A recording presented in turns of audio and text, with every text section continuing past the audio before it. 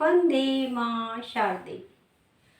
आज हम आपके सामने लेके आए हैं 8वें पाठ है भारतीय संस्कृति। ये आपका संस्कृत खंड का ही है। 8वें पाठ है भारतीय संस्कृति। पहला शब्द है इसमें उपासका। उपासका माने पूजा करने वालों ने, उपासना करने वालों ने, ठीक है। और इसमें क्या आ रहा है, ने शब्द आ रहा है। ने से क्या पता लगा आपने, प्रथमा व्यक्ति, जैसे कर्ता ने, ठीक है। कर्ता कारक का जो विभक्ति कौन सी है, वो प्रथमा विभक्ति है। और वचन, वचन बहुवचन है। उपासकों ने यानी बहुत सारे उपासक हैं। अगर उपासक होता तो एक वचन होता, प्रथमा विभक्ति होती, एक वचन होता। उपासकः बहुवचन है, बहुत सारे हैं, यानी उपासकः प्रथमा विभक्ति बहुवचन।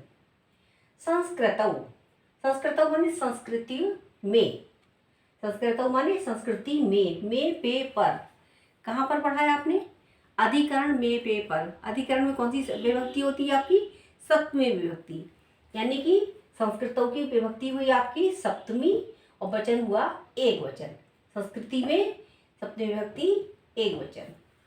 अस्माभि, अस्माभि माने हम सब से, यानी हमसे, हमसे या हमारे द्वारा, हमसे। तो उसमें हमसे में कौन सी हुई, तृतीय विभक्ति। कैसे, कर्ता ने कर्म को करण से, हमसे, हम किस में आ रहा है, बहुवचन में। वचन पहचानेंगे कैसे, बहुत सारे लोगों को देखकर बहुवचन हुआ यहाँ पर, ठीक है। अस्माभि माने हमसे, तृतीय विभक्ति बहुवचन। संस्कृते, संस्कृते माने संस्कृति का, संस्कृते संस्कृति का की के षष्ठी विभक्ति एक वचन, यानी संबंध कारक षष्ठी विभक्ति एक वचन। कारक के चिन्ह में आपका आया है। कारक के चिन्ह इसलिए, अगर याद अभी आपको नहीं भी हो पाई हो तो फिर से याद करते जाइए, हर दिन उसको रिवाइज कीजिए और आपकी अपनी विभक्तियों को बिल्कुल सही कीजिए। विविधई, विविधई माने अनेक प्रकार से, इसमें तृतीय विभक्ति होगी से, ठीक है।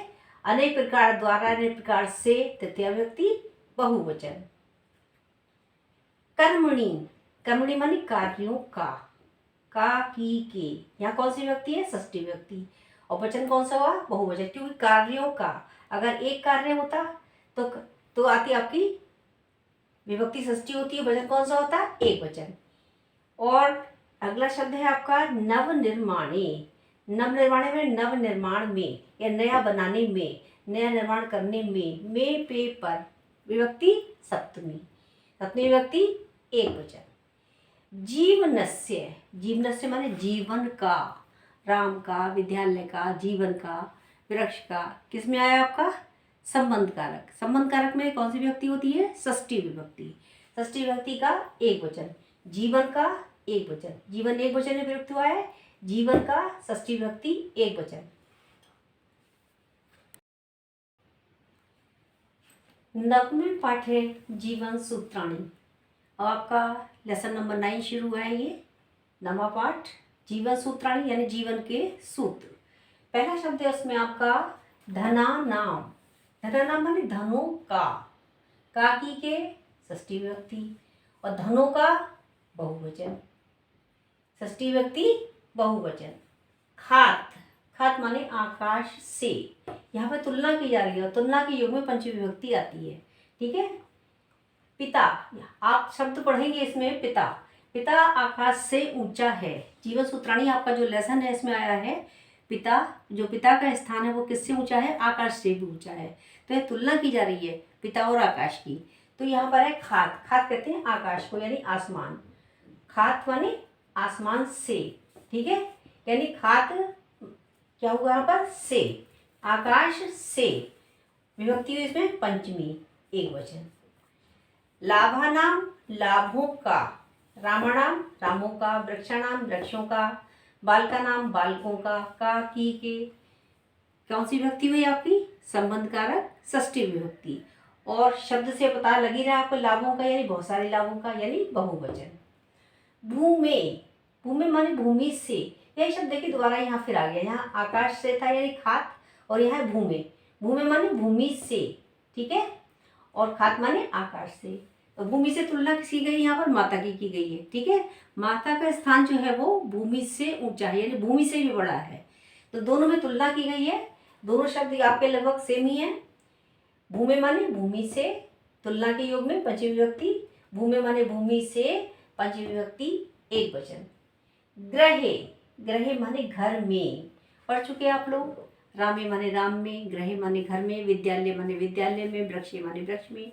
ठीक है, में पे पर अधिकरण कारक सप्तमी विभक्ति लिखेंगे कि यहाँ पर ग्रहे माने घर में, यानी कि सप्तमी विभक्ति एक वचन। पूरा क्या लिखेंगे हम अब एग्जाम में? ग्रहे शब्द लिखेंगे, सप्तमी विभक्ति और एक वचन। आतुरस्य, आतुरस्य माने रोगी का की के, फिर वही आ गया आपका संबंध कारक यानी कि षष्ठी विभक्ति और एक वचन। आतुर कहते हैं रोगी, यानी रोगी का या आतुर का। अस्य से पता लगा रही है आप, षष्ठी विभक्ति है, यहाँ पर एक वचन है। रामस्य माने राम का। देखिए दो चीज़ बहुत मेन है इसमें, एक तो आपके राम के रूप बहुत अच्छे से याद करना होंगे आपको, और दूसरे जो है कारक के चिन्ह, इससे आप कभी भी मिस्टेक करेंगे ही नहीं, हमेशा आपको अच्छे मार्क्स मिलेंगे और अच्छा आपको ज्ञान मिलेगा। और इसका शब्द है लेसन 9 के लास्ट शब्द है आपका मित्रम, माने मित्र ने।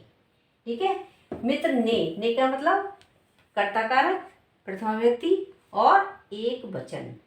ठीक है, कर्ता ने यानी मित्र ने, तो प्रथमा व्यक्ति हुई और एक वचन हुआ। धन्यवाद, आज इतना ही। कल बाकी लेसन लेके आएंगे आपके सामने।